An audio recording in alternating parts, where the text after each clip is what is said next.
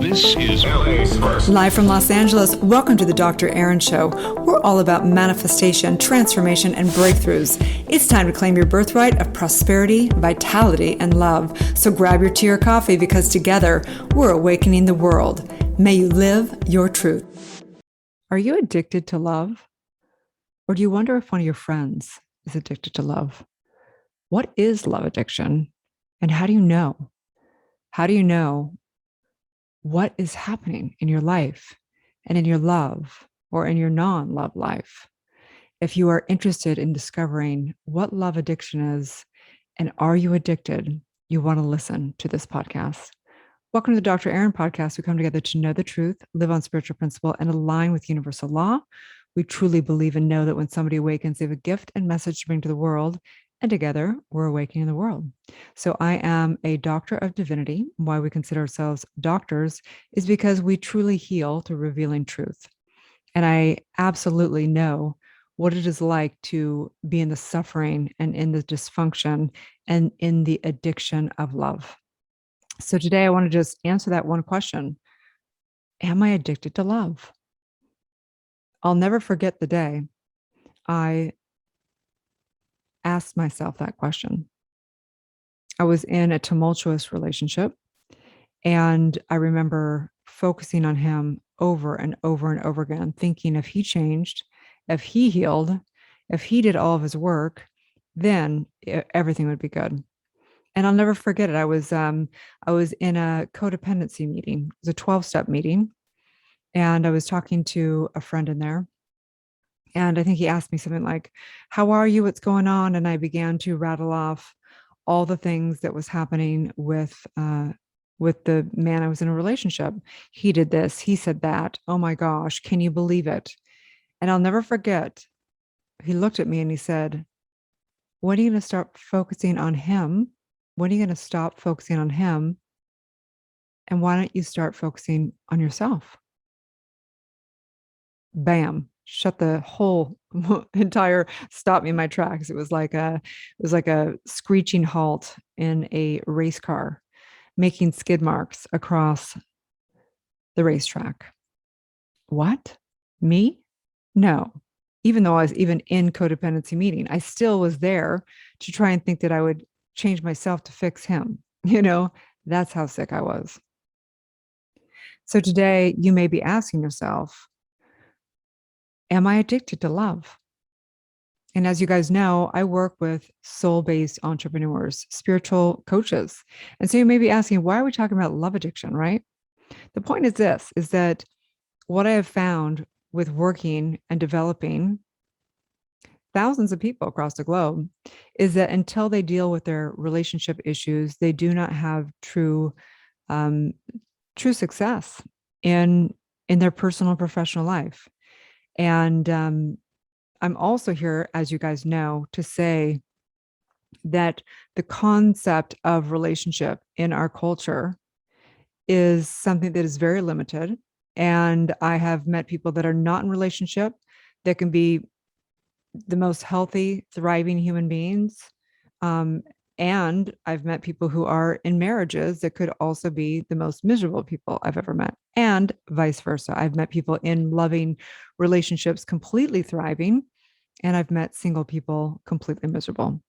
So I do not believe in a title or a relationship status to be somebody that is healthy in relationship. I truly believe that the ultimate relationship is with your higher self. It's with divine. It's with that aspect of yourself. And I was actually on a conversation in a meeting the other day with someone who said they'd actually had a marriage with themselves. They actually had a ceremony marrying themselves as their partner in this life and being able to fully be expressed and be in a relationship, but being fully complete as themselves. And I'm not here to say that's good or bad, or, we should be, let go of gender and become X, whatever. I don't have an opinion. I think that each person has a freedom of choice to decide what works for them in relationship and whatever it is for them to fully be in self-love and fully at peace and fully in expression and connection at the same time. So why do we care about answering the question, am I addicted to my relationship? Am I addicted to love? Am I codependent? What's going on? How do I figure this out? So, some of the signs I'll just say that after I'll work with a CEO or a single mother or whatever it may be. And what I find is that the people who are addicted to love generally it's impacting their life. It's impacting their life in whether they are being a roller coaster with their emotions. So they're not being able to focus on the present moment wherever they are. So addiction tends to have people basically be thinking about the past or be thinking about the future. Is it going to happen? Is it not going to happen? Right. Or they're not present right here. And I remember specifically. So some of the signs that I went through were this. I remember like looking at my phone a lot. Has he text? Has he not text? What did he say in that text? What is he doing? And I'd be like almost compulsively wondering, where is he at? What's he doing? Is he lying? Is he telling me the truth? All the stuff. And some of the signs I just remember being, um, I would we'd get to, as we call it, the vicious cycle or the merry-go-round. And there was times when I would basically get so entangled with him and enmeshed with him that I would lose track of all my other friends and family. I literally would like almost morph into a different universe, almost like a heroin addict when they take drugs. They become euphoric. They kind of let go of everything. Oh, food, money, family, friends, none of that matters. Only this substance over here, this love addiction over here. And then the merry-go-round would complete its cycle, and then we would break up or have some dysfunctional thing. And then I would slam back into reality, just like the heroin addict that just can't get the next hit, right? It's like withdrawals and feel like crap. And all of a sudden you're like, oh my gosh, I need friends and family and I need to make money and I need all these things, right? So some of the ways you can tell if you are addicted to love is because you're having a negative is impacting your life, straight up. Okay. It also can be where, to go further with it, because I've gone to the opposite side where what we call it is being an anorexic in love addiction. Okay. So you'll see this even with, entrepreneurs. It impacts people I work with. And it's impacted myself, where when you deny yourself of love and connection, and you just go, well, I'm just going to not have any dysfunction whatsoever. I'm not going to even date at all. And therefore, what happens is your soul slowly dies. It's like literally the anorexic that stops eating, and the life starts getting sucked out of them. They start turning pale, and they have no nutrition, and they're alive but barely. So it's the same with that, going to that spectrum. And are you addicted to your relationship or addicted to not having a relationship, right? Is it negatively impacting your life? And what happens with working, say, with someone who's trying to sustain a multiple six-figure company or something, and they're denying themselves of love and connection and expression. They put it into a box. It has to be a certain way. They're not good enough. And they just keep pushing people away, keep pushing away, keep pushing away. They're basically, you know, total anorexics in it. And what happens is the soul begins to die. I know it well. I've done it, and you begin to basically just your whole mojo, if you will, your whole thing begins to go down, right? Your entire zest for life begins to go down if you don't have some love and expression. It doesn't have to be in the construct of, say, a relationship. It doesn't have to be, but you need to be around relationship, whether it be friends, whether it be loved ones, whether it be whatever. You begin to just die a little bit. So how do you know, and answer the question, am I addicted to my relationship? Well, addiction is really easy to define, and is it negatively impacting your life? There's a spectrum of addiction. You can be in addiction where things are beginning to become negatively impacted. And then there's a little bit further right where it's like, yeah, this isn't working. Like truly and truly, you're either getting so upset in your relationships that you can't focus or get anything complete, or it's just you're dying just because you're denying yourself of everything, right? So Rumi has a quote the famous Rumi. He says, your task is not to seek for love, but merely to seek and find all the barriers within yourself that you have built against it. I think that so often in our lives, we seek somebody to fulfill us, to complete us, as Jerry Maguire, the famous saying in Jerry Maguire, you complete me. And in Metaphysics of Mind, Science of Mind, we teach that if you place your power outside of yourself, you will be disempowered. It's that simple. It's 101 of metaphysics.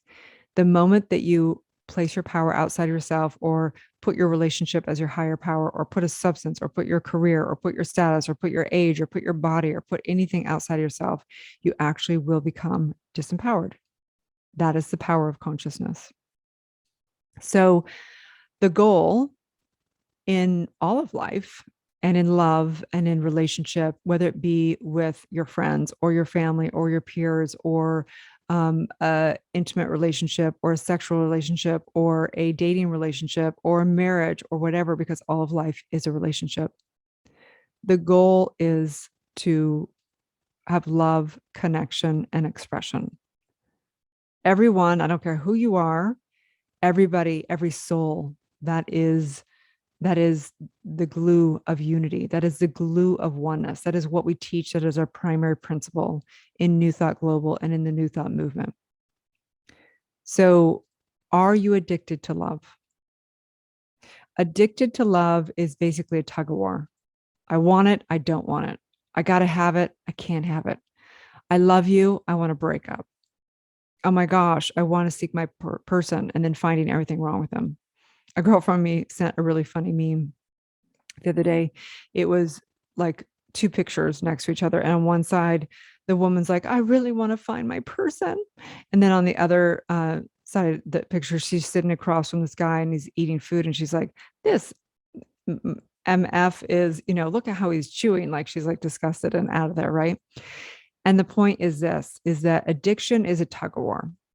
You can't have it. You can't not have it. You want it. You don't want it. It's back and forth. It's in and out. It doesn't work in and it doesn't work out, right? It's like the heroin addict. It's not going to work for them to be on heroin. And then the minute they aren't on heroin, it doesn't work for them to not have heroin, right? It's back and forth. It's all that. It's all or nothing, everything. So are you addicted to love? Really, the way to define being addicted to love is defining not being addicted to your relationship. Sorry. How we figure out if you are addicted to a relationship is looking at what it looks like to not be addicted to a relationship. To not be addicted to a relationship means that you don't make them your source, that you're able to be happy, fulfilled, and peaceful, regardless of what someone else is doing. And you might think, well, that's impossible. How could I be okay if somebody is cheating, lying, or, doing drugs or whatever it may be? That's not what we're saying. We're not saying a healthy relationship would also have you put yourself in an environment where you don't thrive. Okay. So it means that you don't put them as your higher power. You don't put them as your source. You take full responsibility for your fulfillment, for your peace, and for your joy. What does it look like to be in a healthy relationship? It looks like to accept them exactly as they are. I saw a little post on Instagram, I think it was yesterday, and it said something like, here's a relationship hack for you ladies out there. It said, imagine your man, or woman or partner, doesn't matter if you're gay, straight, whatever, it doesn't matter. It's all going to be the same. Imagine they have a tattoo on their forehead that says as is, right? So what it looks like to be in a healthy relationship is to love somebody exactly as they are, unconditionally, with healthy boundaries. That's what it looks like to be in a healthy relationship. What does it look like to be in a healthy relationship? It looks like you being somebody that's not resisting what is, right? We try and fix, change, transform, heal. Oh my gosh, if he just went to therapy. Oh my gosh, if he just didn't watch too much TV. Oh my gosh, if he just didn't do that, whatever, then it'll all work out. Let me fix him. Let me change him. Let me heal him. Let me transform him. And we recognize in metaphysics that what we resist persists. So as long as you're resisting anything and not accepting people exactly as they are, you're going to suffer. And guess what? They're not going to want to change even more because you're resisting it. So what does it look like to be in a healthy relationship? It looks like to accept somebody exactly as they are and not try and change them. That's what it looks like. What does it look like to be in a healthy relationship? Well, I think so oftentimes we find what's wrong with people and and this is the commonality after interviewing and working with people and helping so many people find peace, whether it be single, whether it be in a relationship, whether it be in marriage, whether it be with multiple partners. Everyone has their own level of peace and expression. Okay. So what it means is to find your truth, to truly find your truth and to be clear of what that is. A healthy relationship looks like you're not looking for someone to complete you, right? Like, because people are going to be stupid sometimes, right? Like, what does it look like to be in a healthy relationship, right? So if you're asking yourself, am I addicted to love? Am I addicted to my relationship? If you are trying to fix somebody, if you're trying to change somebody, if your relationship is impacting your personal or professional life, if it's impacting your health, if it's impacting and holding your energy, if it's holding your energy. I remember in my addiction being so obsessed with thinking about him. Like even if I broke up, I would be thinking about, how he did X, Y, and Z, how he cheated, how he said this, and how he lied, and it was running like a tape machine going through my head. And so we understand and know through all the other podcasts and things that trauma is the most important thing because trauma is what's projecting into your relationships. And it goes something like this: I'm not enough. I'm not worthy of love. I can't do this. I'll never find somebody that is, that works for me. I'll never find a soulmate. It looks like it's commands. We all have commands. We all have identity. And it plays out like a broken record in our relationships, right? So for me, my command and my identity in relationship for a majority of my life was I'm not lovable. And what would happen is no matter what they did, even in, some of the healthier relationships I was in, where they truly did love me, I couldn't believe it. I wouldn't believe it no matter what they said, no matter if they did anything. Um, I would never believe it because I didn't believe that they truly loved me. So I was always looking. I was looking through the veil. I was looking through that lens of you don't love me. So no matter what they did, I would find proof. It's like being in a lawyer in court, right? You're either you're making a case for one side or the other, right? You can make a case to say somebody loves me, or you can make a case to say they don't love me, and you'll find proof regardless. So in relationship, people are always they have their kind of set thing. It's subconscious always, right?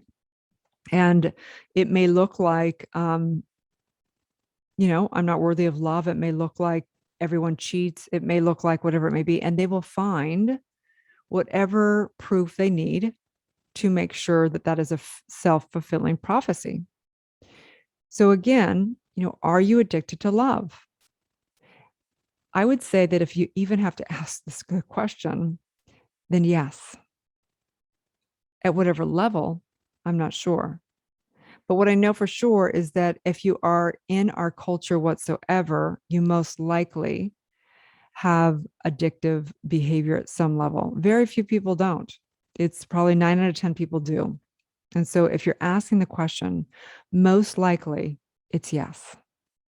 Because until someone truly finds source within, until they seek the kingdom and the queendom within and her or his righteousness, all things will be added. Right? So until then, no things will be added. You cannot have love until you truly love thyself. You cannot have love until you truly love thyself. Let me say that for the third time. You cannot have love until you truly love yourself. And when you love yourself, it's okay, whether you date or not, whether you are married or single, whether you are gay or straight, whether you are alone or around the most amazing person. Until you find that love within, you will always be alone. You can be married and be alone.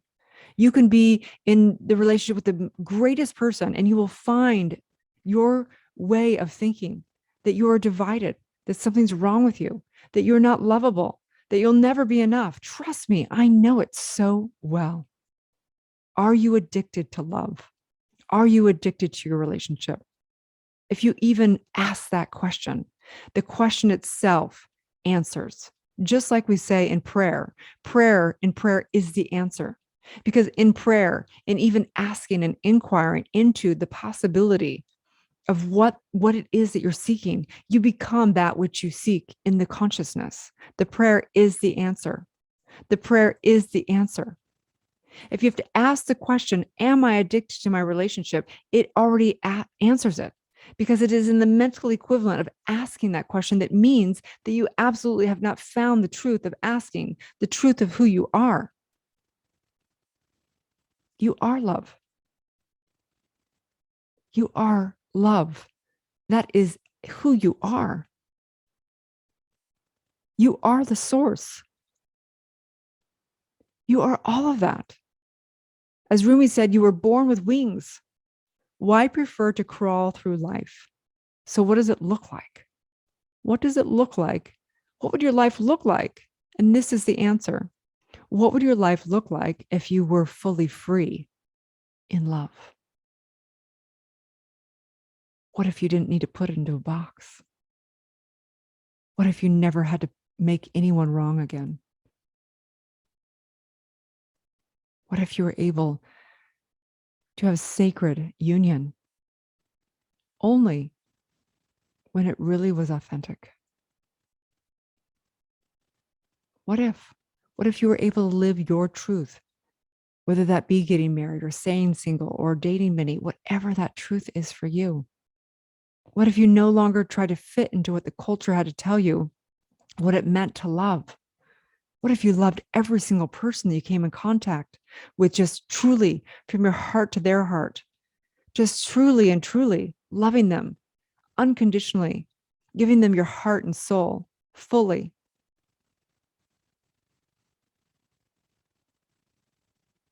So the question is, why should I be unhappy? As Rumi said, why should I be unhappy? Every parcel of my being is a full bloom. What if you were love everywhere you went, no matter what the other person was doing, no matter if they were anything, no matter what they did? What does it look like? What if you're fully expressed in love? Well, that don't work. I need somebody who's going to show up and do X, Y, and Z. I need somebody who makes some money. I need somebody who's going to, marry me. I need somebody who, doesn't make their house too dirty. I need somebody that's blah, blah, blah. We do not teach. We do not teach. We do not teach conditional love. We do not teach outlining. The universe is bringing you exactly what you need. The person who's in front of you is exactly who you need. It may not be the person that you're going to spend the rest of your life with, but I promise you, this is your masterclass. This person right in front of you is the masterclass. How can you love this person right in front of you unconditionally and honor yourself and hold healthy boundaries? And maybe that means saying, no, I'm not going to date you. I'm not going to be with you, but I'm going to still love you. I'm still going to treat you how I would want to be treated. That's the golden rule, isn't it? Right? I promise you, whoever is in front of you is the exact correct person for you to learn how to love with grace, with respect, with unbounded love. And so in this moment, I just say yes. I say yes to love. I say yes to releasing the identity of, am I addicted to my relationship? I am the questions I ask speak into existence my reality. Who am I if I'm fully expressed in love? Who am I if I unconditionally love? Who am I being as free as I am in love? Who am I if I tear down the walls that the task is not to seek for love, but to merely to seek and find the barriers within myself that I've built against it? Who am I if I break down those walls? Who am I? Who am I if I stop acting small? Who am I? Who am I if I ecstatically go through life loving exponentially? Who am I if I seek knowing that whatever I'm seeking is seeking me with total, utter faith? Who am I? Who am I without grief? Who am I without suffering? Who am I without I am not enough? Who am I? Who am I if I'm actually happy? Who am I? And in this question and in this inquiry, the mind, the divine mind has to answer, knock, and seek and know. All answers will be given. I know right here, as you seek the kingdom and queendom within and seek her or his righteousness, all things shall be added. May you never hand your power over in a relationship again, ever. That does not mean you don't love exponentially. It doesn't mean you don't commit to somebody. That doesn't mean anything. That means that you release the need for someone else to make you happy. You release the need for expectations. You release the need to put people into a box. They are divinely perfect exactly as they are, no matter where they are in their track, no matter if they're authentic or lying or on drugs or perfect or healthy or not healthy. They're perfect. Their divine track in this lifetime is perfect. Who are you to judge them? You don't deserve to have them in your life if you judge them. It's spiritually unethical. So rise up, sister, rise up. Today, from this day forward, I say, hear me right here. I am love.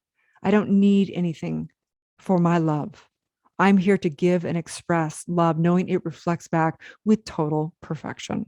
And so in this divine moment, I just say yes. I say yes. I say yes. As Rumi said, set your life on fire. Seek those who fan your flames. Don't try and, have somebody love you that it's not their bliss. Why would you do that? Focus on people's strengths. Build on things that bind you together. People that always look for what's different and wrong with people will always be single. The people that look for commonality and build upon those commonalities will have exponential beauty and love and relationships everywhere they go. And so on that note, I just want to say thank you, Rumi, and for all the greats that taught so many great things about love and life and laughter and true connection within the heart to the one divine that is the ultimate beloved. And in this, I say yes, I say yes, I say yes. Finishing with one last quote from Rumi. You have to keep breaking your heart until it opens. I want you to just go into meditation on that one. You have to keep breaking your heart until it opens. Have a beautiful day, and may you live your truth. If you'd like to get trained in metaphysics of mind, universal law, and or E4 trauma method, or become a part of an extraordinary community, you can check us out at newthoughtglobal.com. And I would love it if you give a review. A 5-star, of course, would always be great. We're going to be doing a giveaway with some reviews here shortly, doing some announcements. So get involved. It means the world to me. Okay. Sending you so much love. Thank you for tuning into the Dr. Erin podcast. If you've had a spiritual calling or desire to get certified as a spiritual coach or a world-renowned spiritual leader, go to newthoughtglobal.com. If you've received value from this show, I would love it if you share it with a friend and give it a 5-star review. Also, we have spiritual practitioners that are trained to deliver the E4 trauma method and assist you in birthing your truth. So let's be friends on social media. Again, my handle is draaron.tv across all social media. Have a beautiful day, and may you live your truth.